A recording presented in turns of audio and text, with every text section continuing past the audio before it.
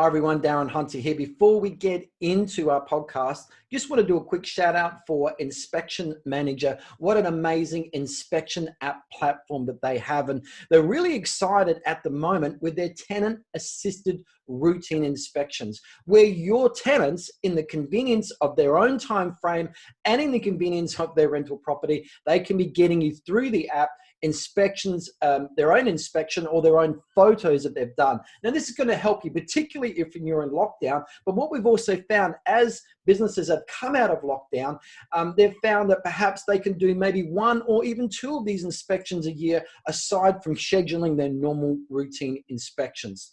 The next step, really go and have a demo, have a look for yourself and make a decision where this could actually work for you too. So go to inspectionmanager.com, request a demo and check it out. Hi everyone, Darren Hunter here from IGT. I am with Deniz Yusuf and of course, Michael Sanz. This is the PM Performance podcast series, and we are focusing on strong teams that will really grow the business asset. It's going to be about strong rent roll growth, strong fee income, real business strength. But of course, it's all good and well, but there are hindrances and problems to achieving that. That's ideally what every business owner, every manager wants to achieve, but they're not in a lot of cases. And so there are a lot of hindrances to that. And in podcast number 1, we talked about staff burnout, high staff turnover, all of those issues and the causes there, because that's a really big one. Now, guys, we want to talk about number 2 big issue, and you guys have gone on about this for so long. Teams are just getting too busy in the mundane. So, and we'll talk about solutions coming up, but let's talk about the problem first. But Deniz, you've gone on about it. You know, when you're working in offices, Deniz, and Michael, when you've gone into offices as well, and when we're doing business health checks and things like that, we're seeing those issues. But let's just talk about the problem and put it on the table. How and why are teams just getting too caught up and busy in tasks that are keeping them away from the main game? I suppose it comes back to not knowing what to do. That just turns into a standard 9-to-5 job, and they're just getting stuck in the rut, right? They lose their vision, they lose their goals, they lose their drive because they don't set a daily agenda of what, like you're talking about. They don't set those goals for the week. They don't have KPIs in place for, I want to list, 2 properties this week. I want to lease 3 properties, or I've got 5 routines I've got to get out of the way. I've got to get X amount of maintenance done, whatever the case is. They just turn up and they're becoming reactive, and then that just snowballs, right? Because they're just doing what they have to do. But as we all know in property management, we're dealing with people, and that changes. So the dynamics, like you got the landlord, you got the tradesperson, you got the tenant, and then you got the property. There's so many angles and things that are involved. Crikey, I hear you talk about it, Darren. You say, give a property manager a job to do. They'll do it in a day or they'll do it in a week if you don't actually put a time limit on it. Correct. And if we've got a lot of business owners that are just focused on sales, they can't effectively manage their team to know what they should be doing. And they may just look busy, but it doesn't mean they're productive. Yeah. And I think there's that principle that, tasks can fill any space. Yeah, it's easy to look busy. Yeah, correct. But here's the issue, right? If we're not focused on and we know what really is going on and how well or how badly a team member is performing, then we get these cries of I'm too busy. We need to get someone extra. And so we've got these businesses out there. And Michael, times you've called me up and said, we've got how many staff per 100 properties, or how often have you seen that where businesses are overstaffed? We see it time in, time out, where they may have 600 properties and I have 20 staff members trying to run that team where they've got admin people answering the phones, property managers, property manager assistants, inspection, leasing. And it's just that when they bring somebody on to the team, they start to do some new tasks, but also the existing person still doesn't do a proper transition of their older tasks over. And what we see is just everyone has this link of importance. And it's as though that if one person isn't doing a task, the whole team is going to fall down. And it's just, they're each just, it's rife with it's just too many staff, like in so many of these businesses. I guess, Darren, so this mindset is bred early on from school, right? You get to school at 9 o'clock, you kind of filling time until 10:15, 10:30 when there's like a tea break. And then you do everything, you're filling time again until lunch break. And then you're filling time until afternoon tea break. And then you're filling time until you go home. And I see this also in offices, right? People go to work and they're working for the break. They're, even if it's a toilet break, right? And then they're working for their lunch break, even if they're working at their desk. And then they're working for their afternoon tea break, again, even if they're working at their desk. And so they're trying to fit in what they can do within these time allocations. And they're not really, people are losing focus because if they were to look at every single task they're doing, probably 80% of the stuff they are doing that they're filling their time with, they shouldn't be doing. Like a lot of the tasks they're doing should be given to someone lower pay grade, lower skill set, lower, they're the grunt work tasks. They're the nitty gritty grunt work tasks that shouldn't be done by someone whose primary purpose is to love the customer, grow the business, have good customer service. And you're finding that there's neglect. The knock on from that is a whole other episode, right? The knock on from that is you're not looking after your customers. Somebody else is you're going to lose them. Then you get upset because you put in all this hard work, doing all their work, looking after their property, and they've left. They're going to another property manager. And then you get upset. I lost another one. Right? Did you call them? No. When was the last time you spoke to them? I rang them about a hot water leak the other month. They hear from us. But they're just busy doing tasks they shouldn't be doing. Yeah, exactly. This is stuff that just, slows the business down. It puts so much strain on the company when you've got the wrong people doing the wrong things, So I think it's really easy for any business to just get on that hamster wheel and just get into the mundane. Before you know it, there is no time and focus on growing the business, strengthening the business fee income, strengthening the growth, getting strong net growth and so forth. And that's obviously what we want to see people to do. So I think, with this, particularly when we do work in offices with health checks and we see the complications that has created this situation. And so I'm just going to, put out there, we've got, there are some solutions that you can do. Firstly, we've got to be working on getting the team unbusy. I think going and putting on another staff member in office is not necessarily the solution. We've got to look at other solutions first. And I just want to say out there, if your staff costs are more than 50% of your total fee income, you need to do something. Good businesses out there have around about a third, really pumping strong, profitable, around about a third of cost. Would that be about right, Michael? About a third of their fee income is taken on staff costs. I'd say some offices are running higher than that. Some offices are running around 45 to 50%. But the quality ones are around about a third. Oh, yeah. A lot of them are around about that 50%, but the really bad ones are much higher than that. And that's not what you want. That's not what you're in business for. So we want to turn that around. So, okay, so step one is getting team members unbusy. What can we actually do that's going to have a big impact? And one of the things, Michael, that a lot of business owners haven't considered or they've heard about and they're a bit scared of is taking all of those mundane, everyday, repetitious tasks, those admin tasks, those administration tasks that getting people bogged down and outsourcing them to other people, outsourcing them, for example, to virtual assistants in the Philippines that can do them more effectively, more efficiently, and more cost efficiently than what your team can do. But a lot of bosses are scared of doing that. Michael, let's talk about that. I guess business owners, and this goes back to also that episode 1 podcast where we have like sales agent business owners, and they don't realize what the tasks are. that need to be done within the property management office.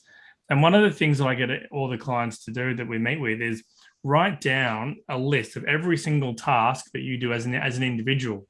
So the property manager head, the senior property manager, the leasing agent, everyone writes down exactly what they think they're doing in that office. And then what they should do is sit down as a group and kind of work through and read through the tasks that they think they should be doing. More often than not, someone is doing a task that is assigned to somebody else, right?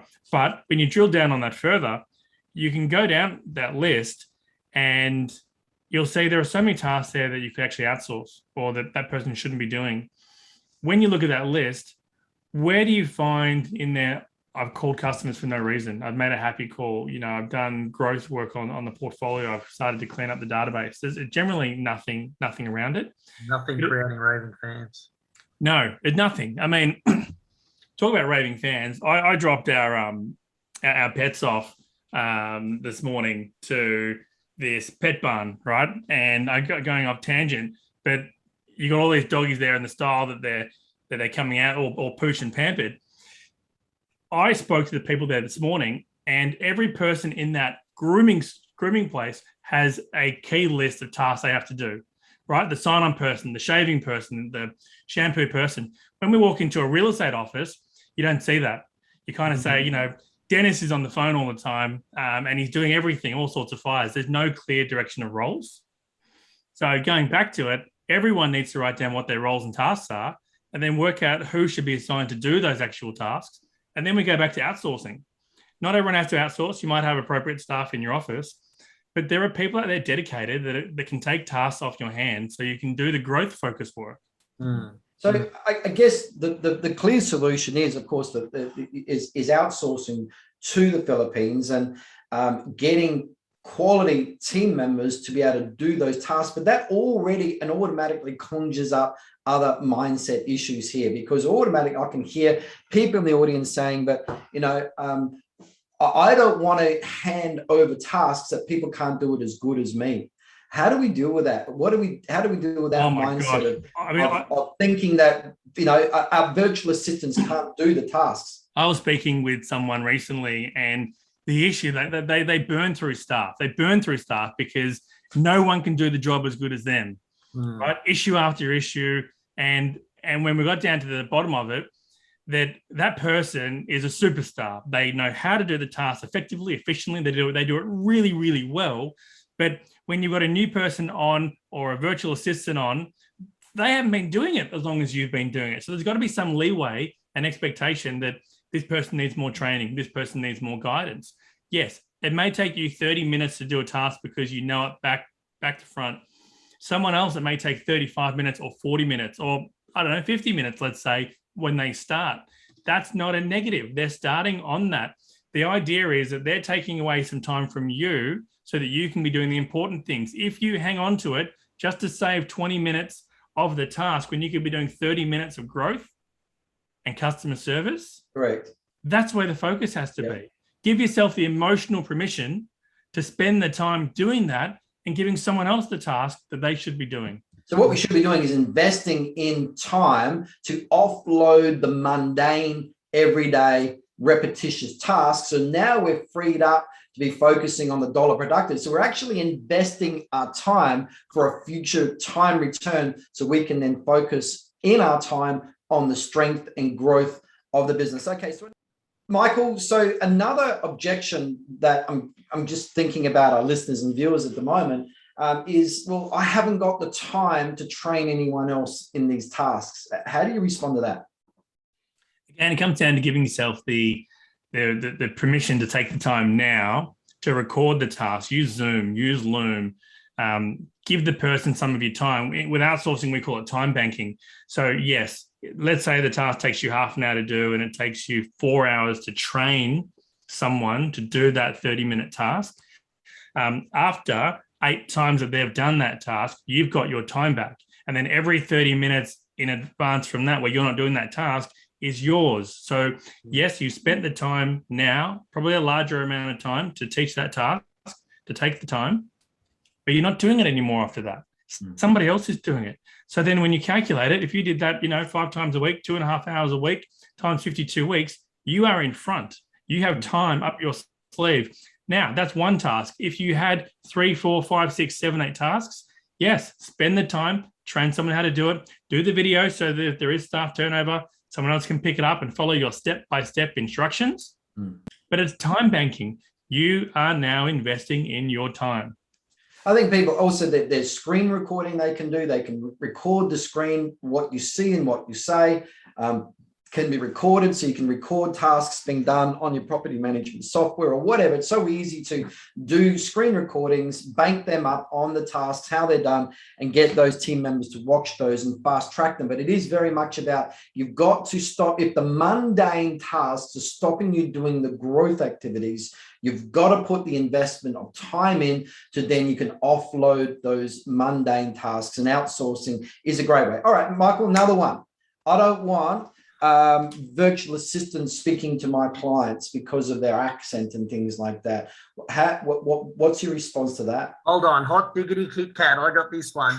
Because the great thing about the systems that are in place is some virtual assistants are administration tasked and some are phone tasked, right?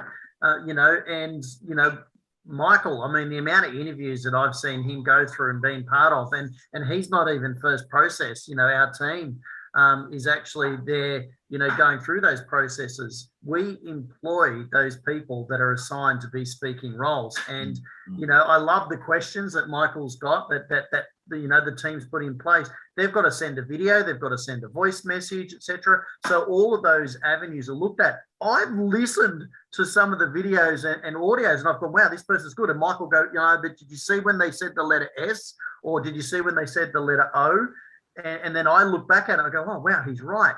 So I'm talking, it's fine-tuned, with the people that are picked for it. And these people, you've got to specifically look for a person that can be speaking in a speaking role. Not all of them are right for the job.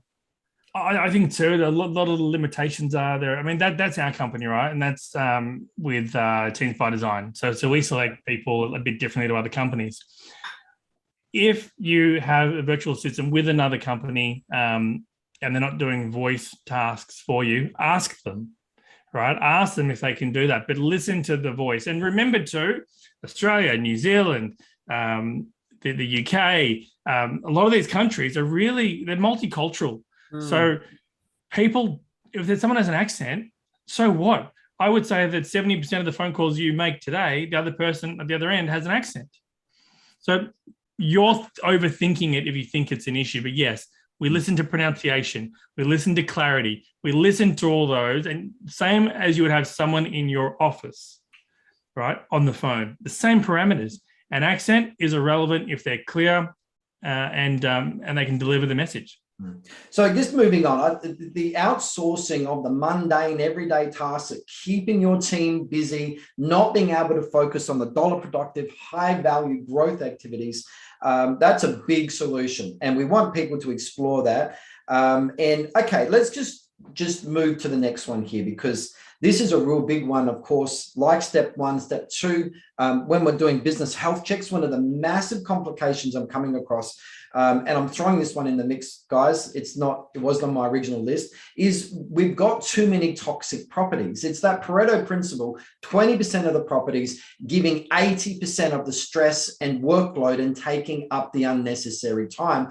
And of course, they're also bringing in 20% of the income and causing 80% of the grief. It's identifying those. So particularly in business health checks, I've sat teams down, we get the property report out, we get the client report out, and we work out who are those C-class landlords that are, over demanding and unreasonable and taking up too much time, and they're not putting the money into the property with the repairs, with the upkeep. They want absorbent, high rents. They want the discount on the fees. They're got a crap property that only attracts a crap tenant, which is just a crap outcome.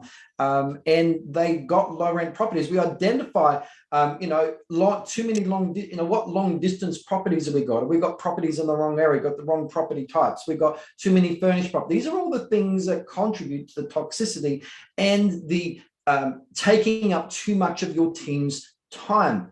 And so we look at those and we identify what they are. And then in step 3, we then start focusing on growth and getting strong growth in of quality properties. We have a criteria around the properties coming in. So every 2 quality properties that come in, we then exiting 1 out the rear. So we're cleansing the rent roll, putting more health in, removing the toxicity as well to unbusy your team. But of course, with step 3, guys, we're now, once we've freed up, we've got rid of the stuff that's really dragging our time, we're outsourced the mundane and those tasks. Now we can start focusing on the health of the business.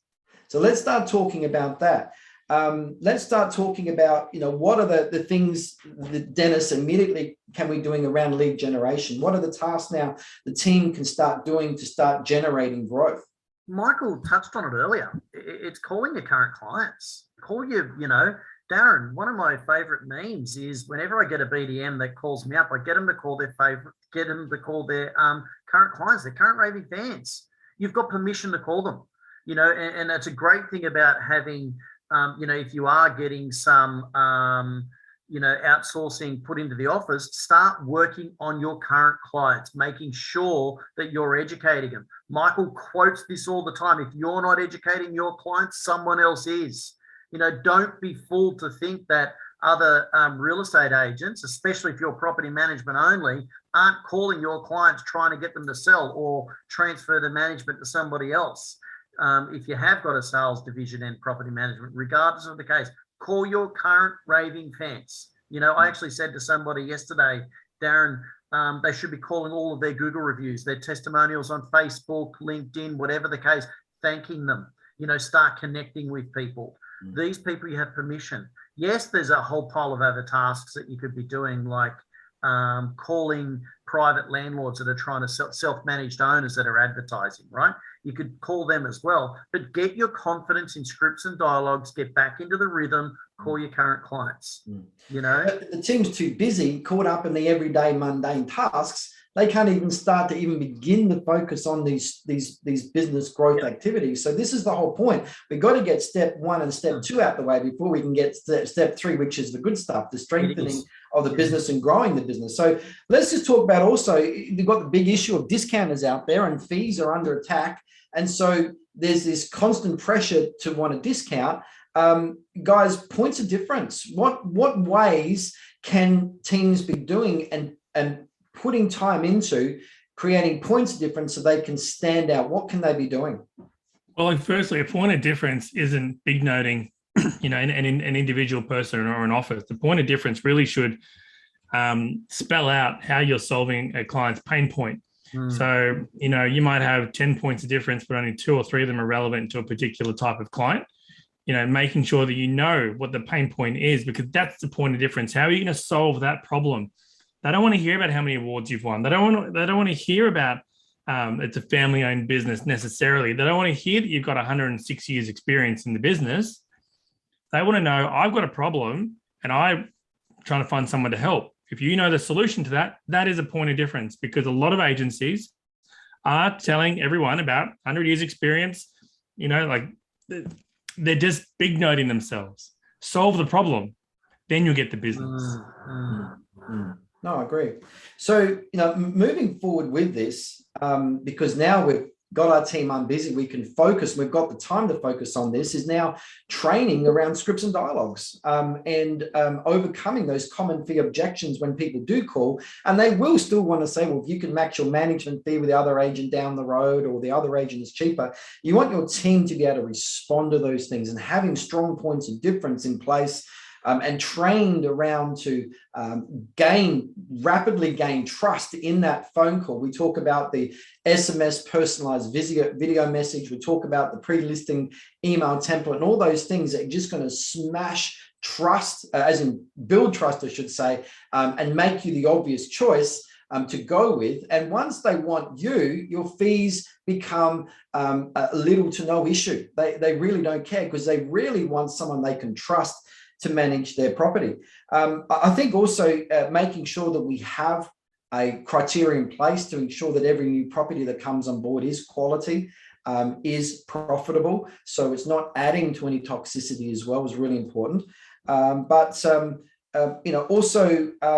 around getting better fee income. Once we've got strength with points of difference, we've got strength in our scripts, then we can start getting quality fee income. Now, you may not necessarily be getting a huge management fee compared to your competitors, because the market is the market, right? But it also means you haven't got discount management fees, you've got quality management fees. But we can now look at those add-ons, the lease renewal fee, the routine inspection fee, the administration fee, the end of financial year statement fee. We can look at all of those other fees, even de-incentivizing fees, that de-incentivize bad behavior. All those sort of things can be worked in once we're able to get health, and that health comes when we get the team unbusy.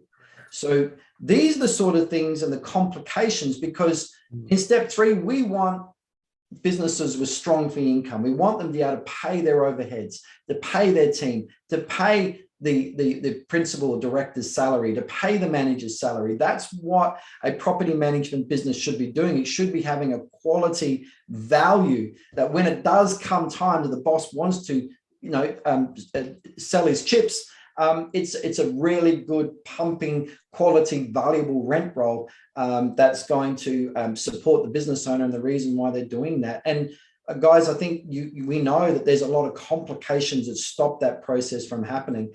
And I just want to invite, this is what a business health check does, is that we can come in and have a look at the complications. We can identify the tangles and what you can do to undo those and start to really strengthen and grow your business. And so just go to igtbusinesshealthcheck.com.